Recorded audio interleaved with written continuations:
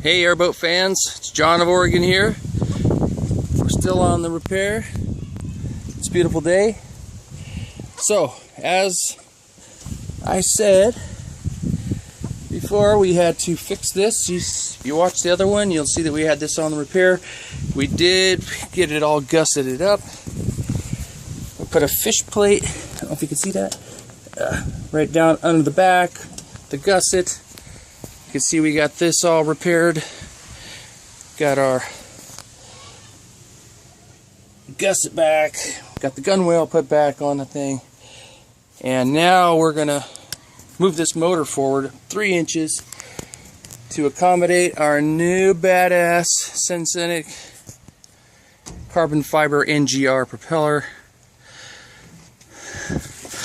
There's the Mighty Mouse, keeps us rolling. So, John of Oregon, over and out.